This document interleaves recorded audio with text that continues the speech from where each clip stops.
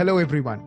Welcome to the Veterinary Business Podcast, your ultimate resource for developing a successful veterinary practice and career. I am Naren Arulrajah, the founder of the Veterinary Business Podcast and one of the co-hosts. On this podcast, we bring you insights and expertise from industry-leading doctors, experts, and thought leaders. We cover a wide range of topics, including practice management, marketing strategies, leadership development, HR best practices, and much more. Whether you are a practicing veterinarian, a practice owner, a practice manager, or a student studying to be a veterinarian, this podcast is tailored to help you navigate the challenges and opportunities in the business of veterinary medicine.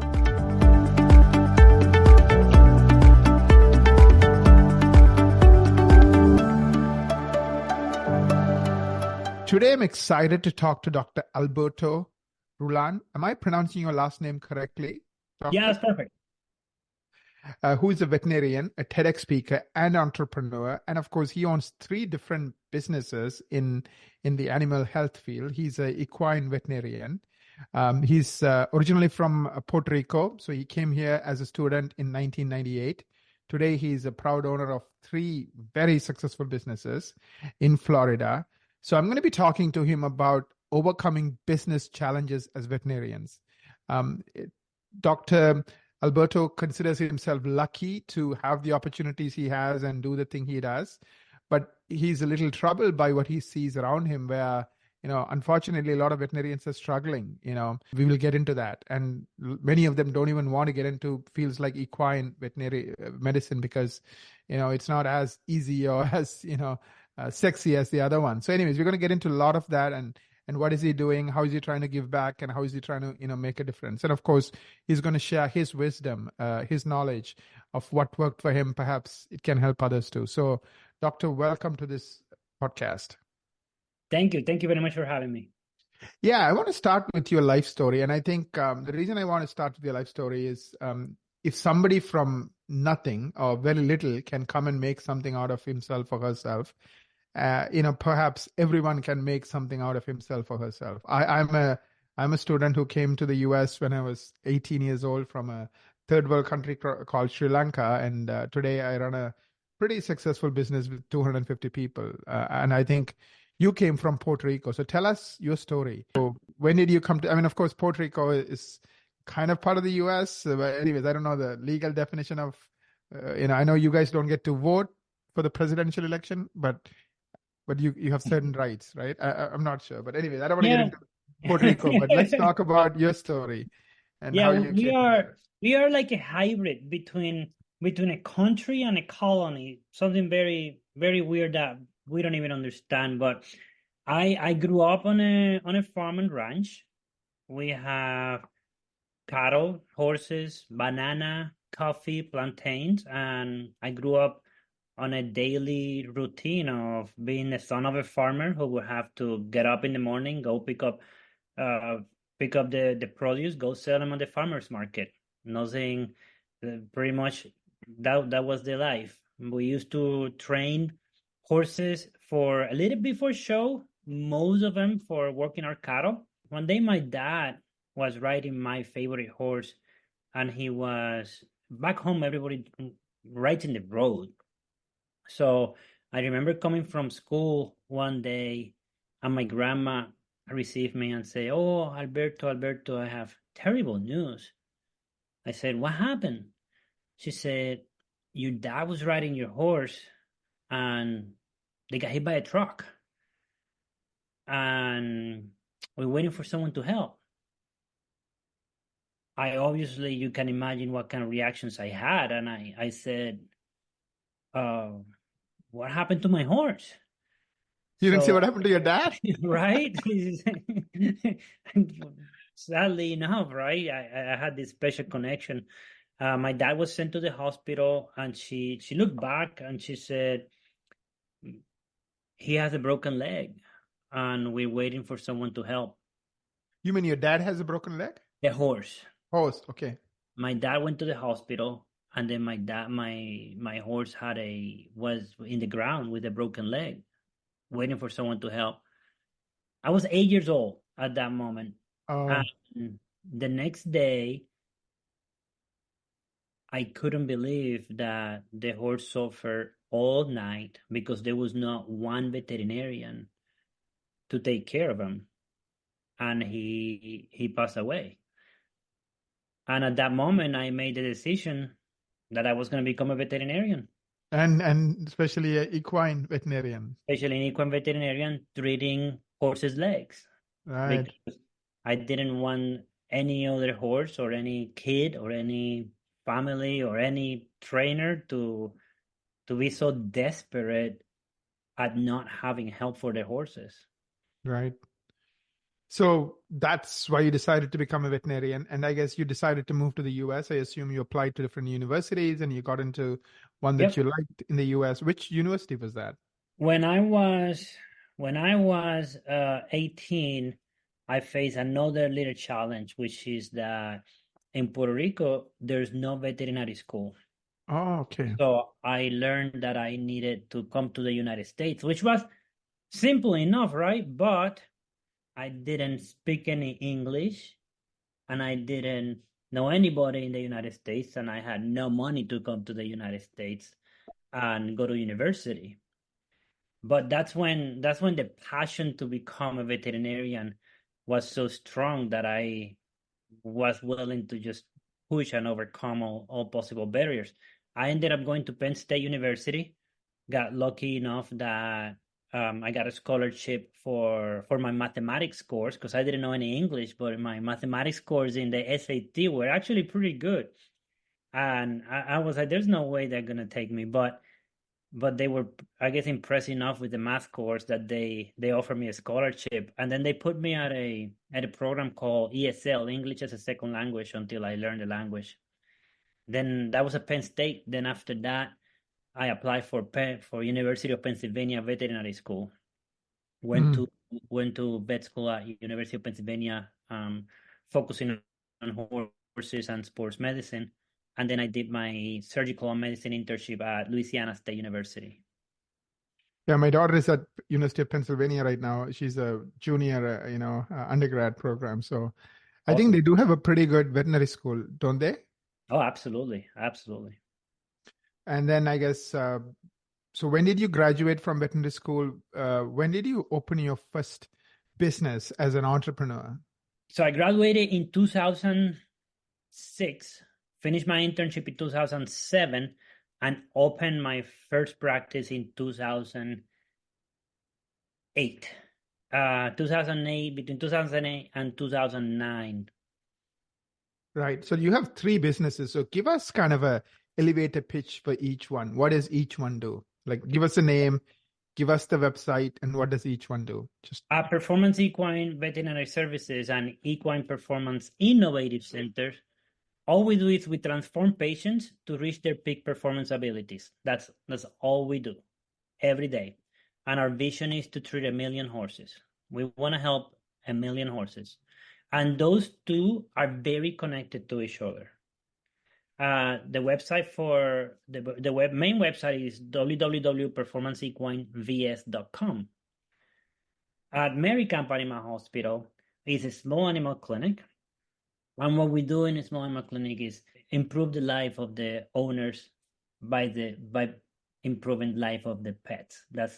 And our vision is to help thousands, hundreds of thousands of families by doing that. And that is medicampanimalhospital.com, medicampanimalhospital.com. The equine and the small animal are pretty much completely different. There's very, very little overlap medically, but a lot of overlap management-wise, of course. My wife is a small animal veterinarian, so she takes care of a lot of the small animal clinic, and she is the director of the small animal clinic, and I am the director of the equine clinic, of both right. of them.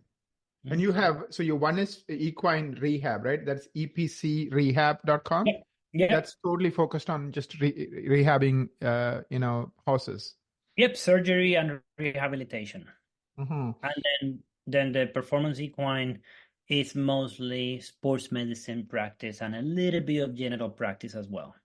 Got it. Got it.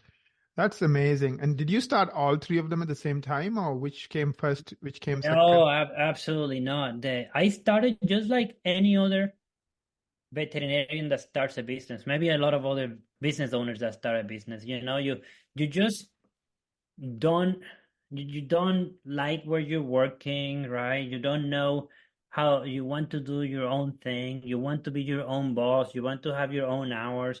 You want to run things different. And I think a lot of business owners relate to that. And all of a sudden we say, "Oh, I had it. I'm gonna start my own business." And and I think that that's pretty much what I did. And that's when I started Performance Equine Veterinary Services. At that moment, I had no idea what I was doing, to be honest. I went from being an expert in my field, an expert in as a veterinarian, if you will, to a complete beginner in business, not knowing anything about business. I mean, you spend 9 years becoming a veterinarian and absolutely no time becoming a business owner. So I went in and I said, I want to be a business owner. I want to be a veterinarian, I guess, that owns a business and open it up just like that. In 24 hours, we figured out how to get a truck, get a EIN, and get some medicine, an X-ray machine, and me and my brother went knocking on doors. So your brother works with you. Is he a veterinarian as well? My brother is a veterinary technician. Okay. So that's amazing. So let's kind of come back. I know you looking at where things are right now, and one of the things you and I discussed before we started recording is like the suicide rate, the drug use rate in veterinary professionals versus the general population. Can you share those stats with me? Yeah, the veterinary profession currently in the United States is at three times the rate of suicide than the general population. And that is a pretty astonishing number. We are not, I guess we are very scientific, right? So we try to find out why does this happen. So we blame it on the high student debt. We blame it on pressure from clients. We blame it on low income, low salaries, you name it. There is so many. They have tried to link it to so many things that we don't even know where to start right now. The profession is in deep trouble as a whole, trying to figure out what is going on, and there's a lot of coalitions to try to help the profession. Right. So why do you think that's happening? Because I have theories. I could be totally wrong. A lot of people who become veterinarians do it because they love pets, just like you, right? The story of, what happened to your horse when he was 8, that kind of made you said, I'm going to do this. So they get into to help animals. They don't think about making money. Their goal is not to make money. Their goal is not to be quote unquote successful financially, right? And then they hire people who love animals. So a lot of times the person who runs the office eventually as the office manager was the person who joined as a 14-year-old kid, volunteering and helping out, right? So on one hand, you need to make money because you are an entrepreneur, you are a business owner, you have to pay your bills, you have to stay afloat. And you have customers who are paying you money who are saying, I demand customer service. I demand, you to be at my beck and call, just like any other business, whether it's a hair salon or, a dentist, whatever it is, pretty much you have paying customers. Is that kind of where the problem starts? So here is this idealistic young person wanting to make a difference, but then gets thrown into this cruel world of, money and, business and everything else. And also they don't have the skills nor the expectation of this is going to be a huge part of what they need to master. And then they just break. I don't know. I'm just asking you. You have been in the profession and I'm asking you, what do you think is the real cause? Not what we tell it is student debt, all the other stuff. You touch so many points. All the points that you touch are 100% 100% valid. If you look at the profession or a veterinarian, for example, I'm gonna give you my example, right? I don't want to talk for anybody else. I want to talk about myself. So if you follow my trajectory, is public record, right? I was an alcoholic, and I was so overwhelmed with veterinary medicine plus business plus trying to manage doing the marketing, doing the finances, doing the executive decisions, doing the veterinary production, and trying to wear so many hats, and at the same time getting clients complain for one in one side, or animal death on the other side, chasing people for payments, and all that comes so fast when you open a practice that it's like a shock, because it's not like you have a problem coming now, then you fix it, then you have another problem, then you fix it, then you have another problem. No, you open your practice, you open your business, and all these problems are going to come instantaneous. And by me, I was lacking the know-how on how to deal with all that, because I learned how to fix horses. I was pretty good at fixing horses, but I was really bad at managing people, finance, operations, planning, budgeting. I actually had zero idea. So by me having absolutely zero idea on how to do something, I tried to go to escape things, right? And I started getting anxious and trying to escape. Then I went to alcohol because it's easy, right? It's easy, it's available. You get a minor temporary relief. And then on top of that, you keep going, yeah, right?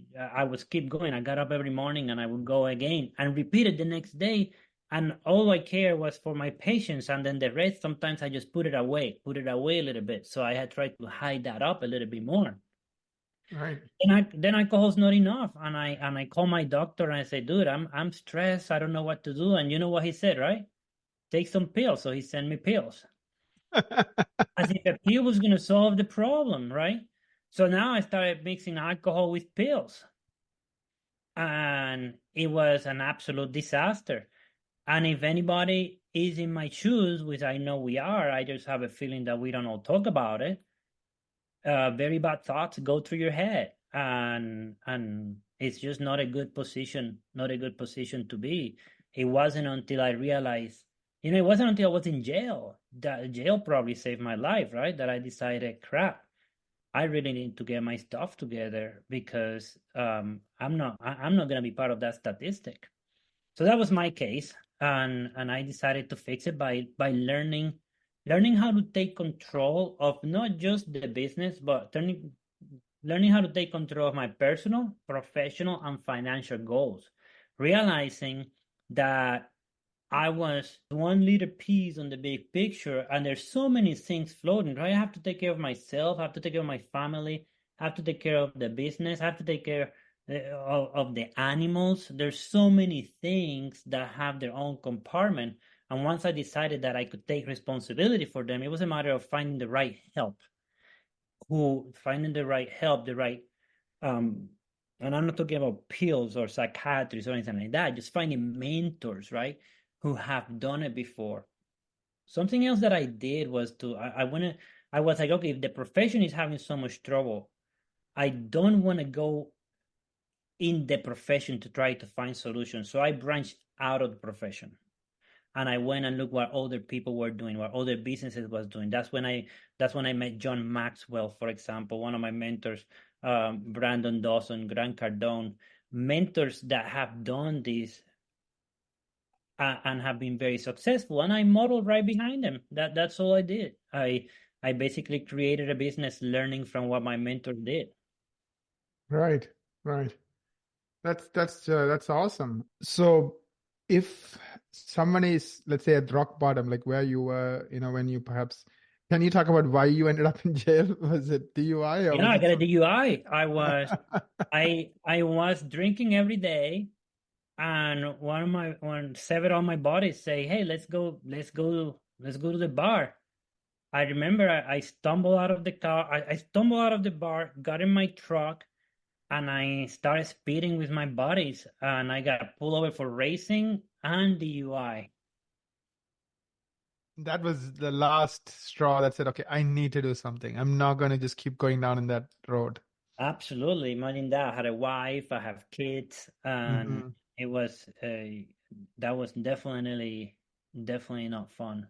Not Right. fun, but probably saved my life, to be honest. I think that if I would have not had that experience, I don't know if I would have come out of it. Mm.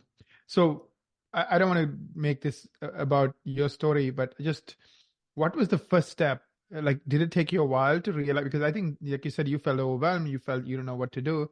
So, what was the first breakthrough you think that got you on the right path? Like, after that moment of realizing, you know what, I need to do something. The first breakthrough was sobering up, definitely sobering up in jail and say, what the hell am I doing here?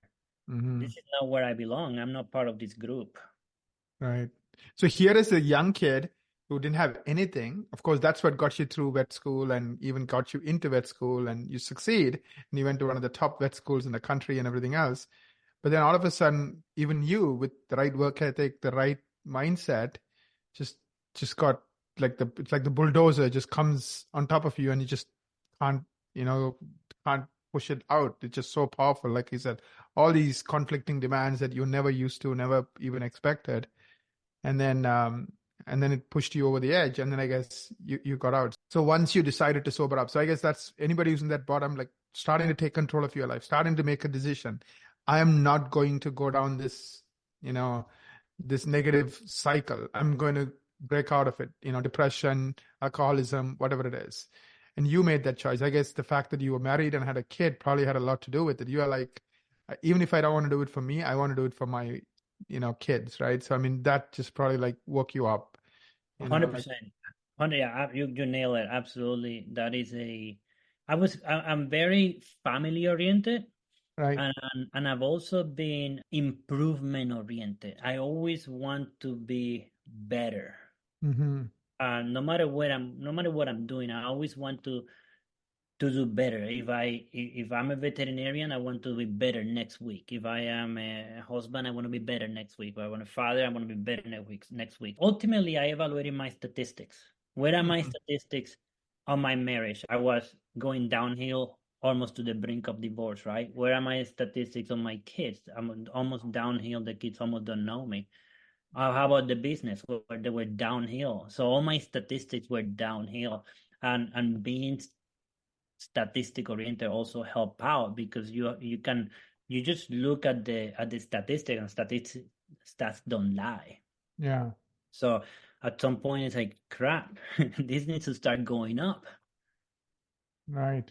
Right. Um, so let's say, let's talk about two groups of people. The ones who are coming out just like you, Yep. optimistic, I'm going to save the world, I love animals, and I open up a business.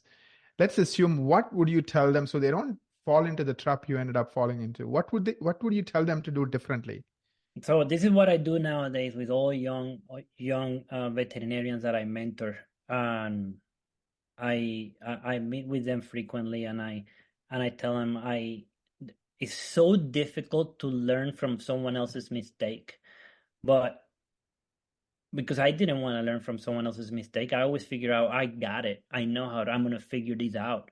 So the very first thing that I say is find a mentor. I don't care who your mentor is, but when you find a mentor, you have to evaluate your mentor very carefully, because you have to figure out what the statistic of your mentor is. Your mentor should do be where you want to be, right? If you're gonna listen to someone, that person should have the same statistics that you want to have. Mm-hmm. Uh, for example, if you want to start a business, you have to listen to someone who started a business and Right. and successfully had a business, and perhaps someone that even had an exit on the business, right? So he went through the whole business cycle and knows what it takes to get a business, grow it, and even sell it, perhaps, so it could serve the purpose of the business. Ultimately, I tell young professionals, don't forget that the business has to serve the purpose for the people that work in it. Mm-hmm.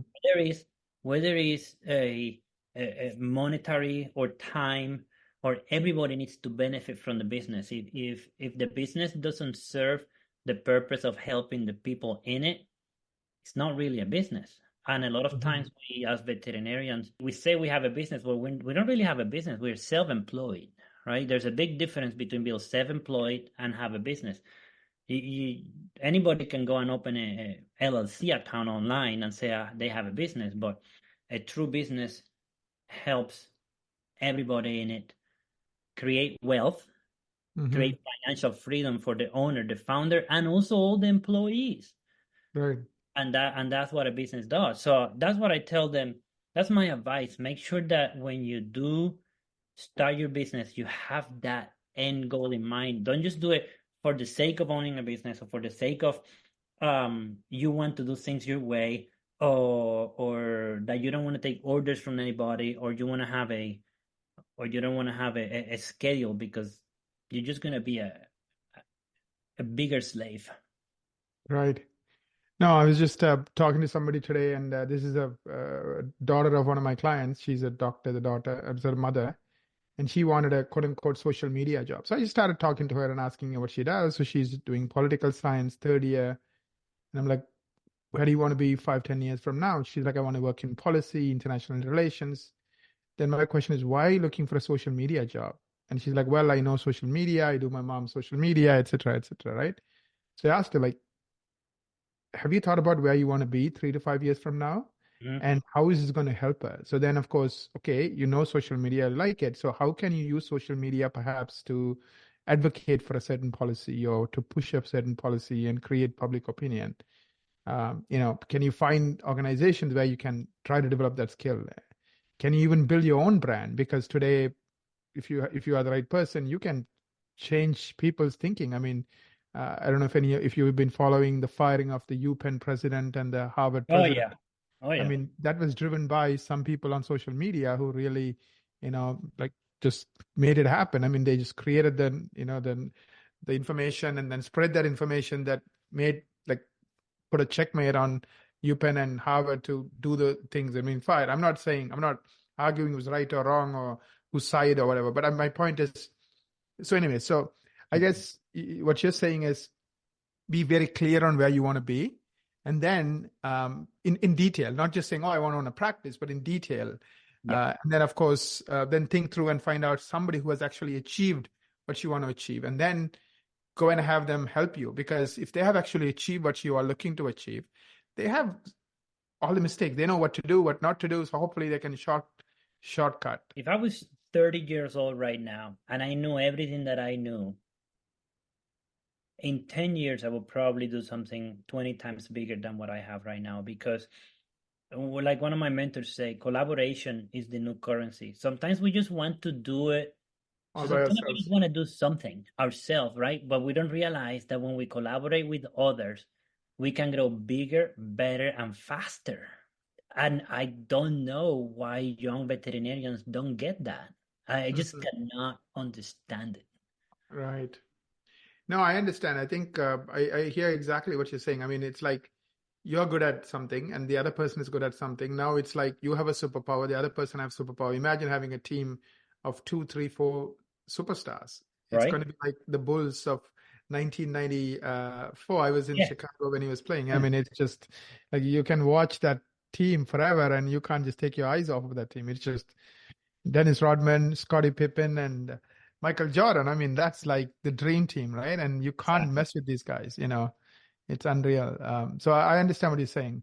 So why do you think people nowadays don't like to collaborate? Is it because they don't it's not their thought about collaboration? My humble opinion, one, we are selected. We are a group selected by the veterinary schools from our very young age with a certain mindset of competitiveness and independence. And like if you think about my vet school, which was crazy, I remember seeing people sneaking on my lockers trying to figure out what my grade was, right? Because they wanted to see if they did better or worse than me. Like it's so competitive. The selection process from the school is not created in collaboration. Is a process created on competitiveness, and I'm not sure why that is. I guess at some point it's good to always strive to be good, right? A friendly competition. But when we come out of business, it doesn't become a friendly competition. We are friendly in conferences and all that, but as a profession, when we are out, it's a cutthroat mentality, and not a whole lot of collaboration, especially on business. Mainly, and then you go to the business aspect, and we can talk about this forever. So I don't want to take your whole day on it, but Yeah. we start talking about, we all have the same training in business, which is nothing. Right. So to give to the veterinarians the benefit of the doubt, why would they think that a colleague would know anything different that they know? Why would they think that they have anything to give, if we don't really learn anything about it? So that's just me playing the devil's advocate. We can rightfully say, I know that person is a veterinarian, so he has zero or she has zero business experience. Why would I trust that she can help me or he can help me? That's just me playing the devil's advocate. But it's a mentality that we might have, and it takes a lot of effort to break through that mentality. For example, in our practice, what we do is we all go through business training. All our veterinarians go through leadership trainings, and we learn HR, we learn finances, we learn everything that it takes to manage a business. We learn about income, about creating wealth.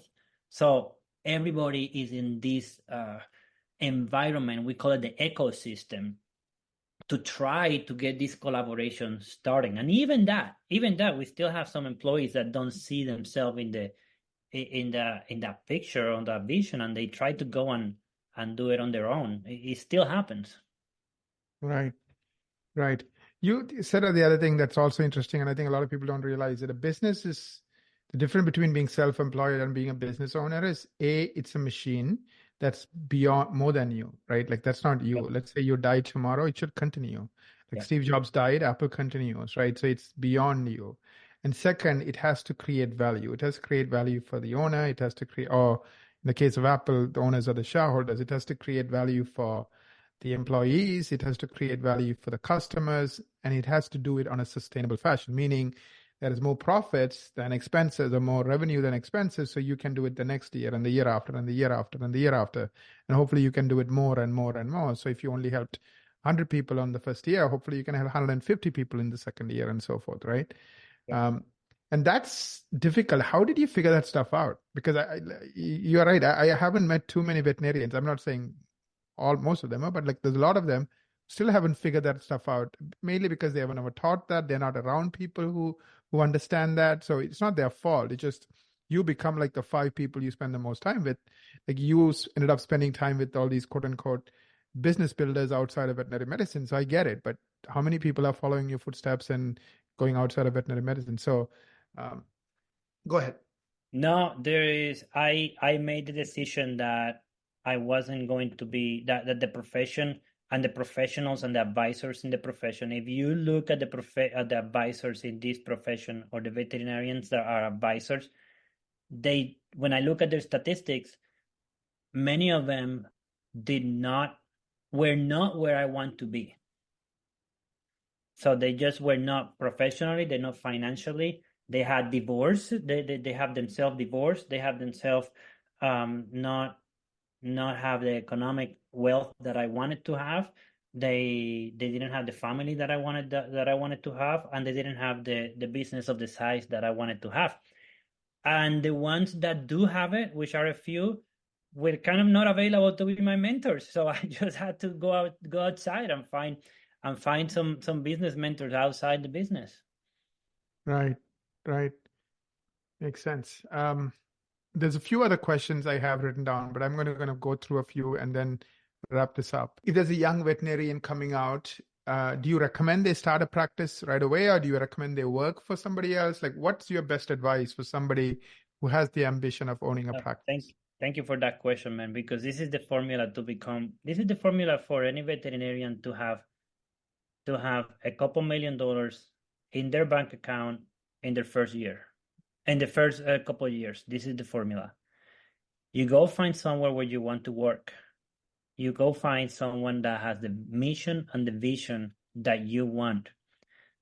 Then you buy into their mission and their vision, and you collaborate to help them create that mission and vision.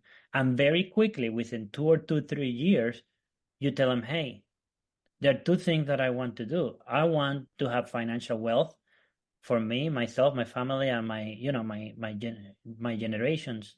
I know that I can help you either retire or increase value to your practice or make your practice be more profitable, more productive, and increase your financial wealth for yourself, your family, and your generations to come. Let's build this business together. Let's grow this business, 10x this business, and collaborate together. And now this young veterinarian can do a couple things. One, he can buy into that practice and grow it, or they can buy into that practice and create the systems and processes necessary to go and open another practice and then scale, which is something that we never hear about it, right? Scale that practice. Take that and now grow those 2 and duplicate them and do the same thing with other veterinarians. Invite new veterinarians and do the same thing and scale it, duplicate it. And then now from 1, you have 2, from 2, you have 4, from 4, you have 8. And in a matter of 10, 15 years, you have $100 million practice. And you would have never done that by yourself. And then now you have so many other exit strategies. I mean, you can have generation exit strategy. You can have a private equity exit strategy. You can have, good Lord, you can have a IPO exit strategy if you're big enough. There's so many options. And it only will take 10, 15 years. I spent 10 years totally stuck at $1 million gross, totally stuck. It's the hardest thing to do is to try to stay there and not come down, or try to go a little higher. And then you ask your accountant, and what the accountant is going to tell you: save taxes here, don't save taxes here, or do this, do that. What does your accountant knows about business? Right. Most accountants don't really have a whole lot of business, and then they tell you, oh, you have to grow, I don't know, 10%. Do you have to grow 10%, 15%? I'm not talking about that. I'm talking about growing 50, 60, 75%, 100% year after year. That's what a business should do. A business that has a good, solid foundation. But anyway, I diverge, I think. No, that's awesome. Are there any cons to owning a business versus pro? Like, as an entrepreneur, what do you think are the pros and cons? Well, let's start with anything has a con and anything has a pro. I work 7 days a week. I do. I don't hide. I don't ever tell any young person who wants to have a life or a work-life balance. I don't ever tell them a lie, because I think sometimes it's important to say, yeah, maybe I don't see patients 7 days a week, but I'm always building a business, because at the end of the day, I want to look back, and I want to make sure that I'm achieving my goals. And that for me at the beginning was a little bit difficult, because my wife, for example, she wanted to have time off, right? She wanted to have a life. But we all came into an agreement. Okay, we are young. We are 30. We were like 37, 38 years old when we decided to really grow the business. We're like, okay, let's just give it a shot at the maximum potential for a while. And then after that, we can start taking breaks. And that's what we did. So we were like going. And then now we have other veterinarians. They cover for us. If we just came from a 1 week vacation in Utah for skiing. I take a month off on the summer for sabbatical for me to write and read. I went to Dubai Wednesday to pleasure plus work. Like, it all pays off in the long run. The more effort you put on it first, the easier will be in the long run. But it is a lot of work, and there's no sugarcoating. And even when I'm on these vacations or traveling, I still have to do some work. I don't ever disconnect from the practice. In addition, you have to deal with people. You have to manage people, and managing people is no question that there is a challenge. You're always going to have people leaving for whatever reason it is. You're always going to be short staffed. You're always going to be managing HR issues, right? So there's always people issues that need to be managed, and ultimately we have to be okay with that. As a business owner, we have to be okay with that, because we think of the goal, and the goal is, like you said it perfectly. We have a machine that helps our family and create wealth for everybody in the business. As long as you know that, then you can manage all those issues. But no question, those are downsides of owning a business. You're never off. Thank you. I understand what you're saying is this idea that things are going to come easy is nonsense. You have to work your tails off at least for the first 5-10 years. And then, of course, once you are in a certain place, then you can incorporate, life and work as opposed to just work. What's the difference between owning a business versus being self-employed? I guess the reason I'm asking this question is you see a lot of veterinarians in practice. Like, can you describe somebody you consider is kind of quote unquote self-employed versus somebody who's quote unquote owning a business? I forgot the exact number of statistics, but someone told me that someone did this survey, and I'm sure you probably know it better than me. More than 80% of equine veterinarian business owners are solo practitioners, or solo practitioners mostly. So what does that mean? Yeah, they might have an LLC, right? But what happens when they want to leave for a month? Do they have a business that is supporting their lifestyle? Or what happened when they are 80 years old and they want to retire? Is the business going to create enough wealth from the sale of that business? That person is going to be able to retire and use that money for the rest of their life? Most of the time, absolutely not. A person that is self-employed cannot sell a business. And I'm not talking about selling a land, okay? I'm not talking about the real estate. I'm talking about the business entity, something that he can plug, or she can plug herself out or himself out, and that thing continues to produce some sort of income with some sort of profit. That is a business.